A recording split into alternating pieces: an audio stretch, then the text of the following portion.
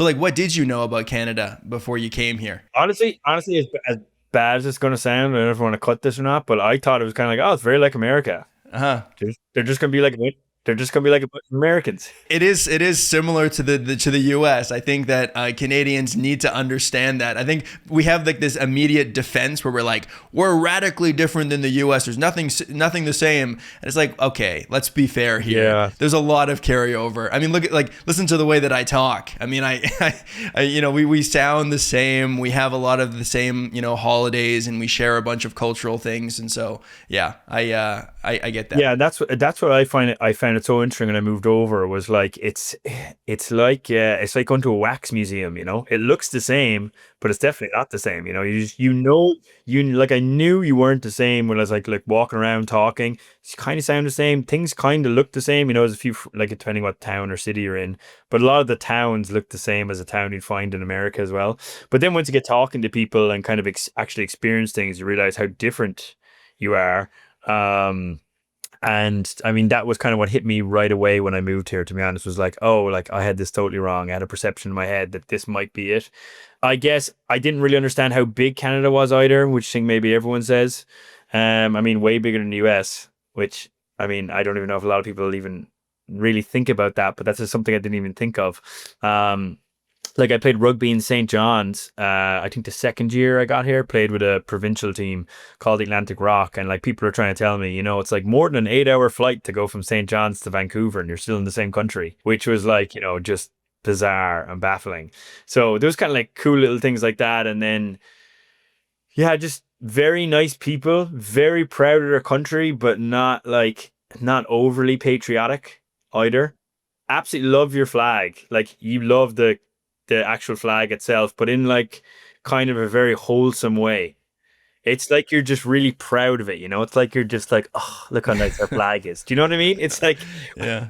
without any of the kind of toxicity associated with it. And I found that very, very nice, you know, um, as most Canadians are, nearly all Canadians are. I mean, the with the flag specifically, that's something that stands out to me when I go to the U.S. is that there's flags everywhere. Every other house has an American flag, flying outside, and Canadians do that a little bit, but not really, not like that. Yeah, I totally agree. And I think that might be like a modern trend at the moment because I was seeing more and more Irish flags in Dublin. Now, not a lot, but more so. I think that's kind of this weird trend that kind of people are doing to kind of try and be patriotic. I want to put up my flag to show how patriotic I am, and kind of like at the same time without actually saying it. Hey, we're like Irish. We don't promote immigration. I guess are trying to, and maybe some people in the US are trying to do that as well. I personally don't agree with it. If you look at a country like the US and Canada, the whole place is built on immigration. Yeah. And not a very healthy way of doing it either. Like they initially just invaded, like Christopher Columbus, but Right. like the country would not work without immigration. There would be nobody there. You wouldn't have anything. There'd be absolutely no identity. So uh, I find it a little kind of odd that they're using the flag kind of against that then when the flag was basically made by immigrants, I suppose. I mean, it kind of represents that really fine line between, like, let's say, being patriotic and being like nationalistic.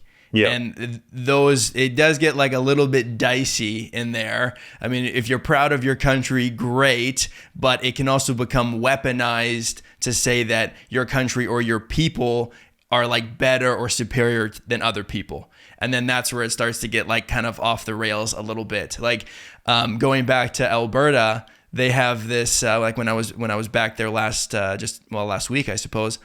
I see a lot of Albertan flags, right? The provincial flag flying around. And that also has become a bit of a political symbol because Alberta has this separatist movement going on at the moment. And so then they use the flag to represent it. At least that's how I interpret it, because I didn't really used to see Albertan flags. So it is kind of strange how flags can be used that way, right? You think that they're just kind of neutral. Oh, they represent this place. But a lot of times there's kind of an underlying political message that can be pushed as well. Yeah, trying to push, as you said, trying to kind of almost weaponize it a little bit. Trying to turn it into something that it's Probably not, but you're hiding behind the fact that no, no, no, it's just a flag and I live here. Who could be mad at a flag? I'm just saying that I enjoy the place where I'm from. And then it's like, yeah, but what are you really saying with that, right? It's usually carries more baggage than that. Not always, but it can, right? Right. You said that when you first arrived, you were surprised that it was a little bit different than the U.S. in Canada. If you could compare Canada and the U.S., what do you think makes Canada different? The people aren't, like we just talked about, so we'll just say it again. The people aren't as that type of patriotic, I suppose, in the kind of more toxic sense of the word. And you're very, very proud of it, but in like a lovely way. Like you just love being in Canada. You kind of love everything about it. In my experience, you love the landscape, you love the weather. Although some people hate the cold, but most people love it. Like I grew up, no, grew up. God, I lived in Ottawa, and like my first time there, I remember waking up one morning it's minus 50 degrees, and everyone's going off to work, and people are ice skating on the canal, and they're going to the Winter Sculpture Festival, and I was like, these people are insane. These people have lost their minds. They don't know what's what. But that was kind of cool that they can just kind of embrace it. And I guess it was just some in Americans too, but you're very friendly on the streets and in public in cities. Very open to talking. If someone needs help, you kind of give directions. You'll pull people that way, pull people this way, and very good. You're a lot quieter in general rather than the loud neighbors below.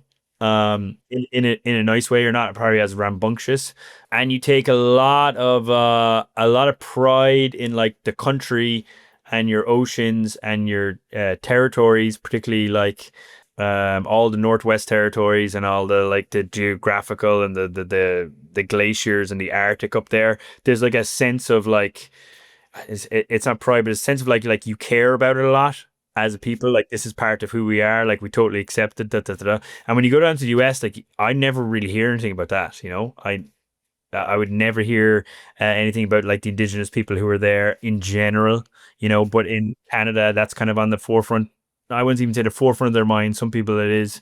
And then you're more environmentally sound, but I guess it's kind of around the same kind of mindset as, or the same kind of ideas of that.